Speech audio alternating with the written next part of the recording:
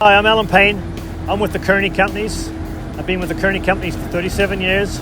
I'm responsible for all the materials that go in the back of a dump truck, all the trucking, and all of our road-based materials, and all the concrete. We typically do site developments, all the site work, moving the dirt, putting the pipe in the ground, building the roads. That's what we do. A Florida institution since 1956, the Kearney Companies have built their reputation on trust, precision, and getting the job done right.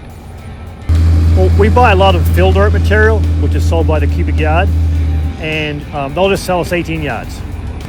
Yeah, we knew we needed to do something because we were getting ripped off. We're paying for 18 yards, which is just a guess. No one knew what it was, and we discovered through trial and error when loads looked like by leveling them, measuring the truck body to see the volume, we're getting between 12 and 15 yards. A ticket would come with each truck that said 18 cubic yards, which we knew was a lie because no truck can legally haul 18 cubic yards in Florida. So we found that the Loadscan was what we're looking for, and so we've ended up with 3 of them. For a company moving thousands of truckloads, inaccurate volume measurements add up fast and can quickly become expensive.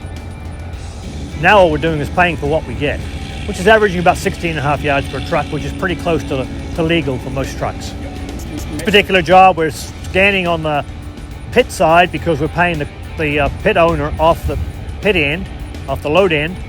But here we're just checking loads as they come in as well. Loadscan's load volume scanner eliminates guesswork, replacing assumptions with verifiable numbers. That builds trust on both sides of the deal. We'll send the vendor every day, if they don't have their own volumetric scanner, we'll send them a report every morning, next morning to the day before, of all the loads that we hauled from their location for that day. If there's a load or two didn't get scanned, we'll tell them what the average is for the day, and they'll bill us those extra loads at the average. So we send the reporting. They have tickets to that they give every truck, so they can cross-reference the number of loads, number of tickets they have with the number of tickets or number of loads we say we've received in the dump end. And now there's no dispute with them because it's actually what it is we're getting paid for, averaging about 16.5 cubic yards per truck. Not only do they add a high level of accuracy to each project, but the 3 load volume scanners used by the Kearney Companies have quickly recouped their initial investment.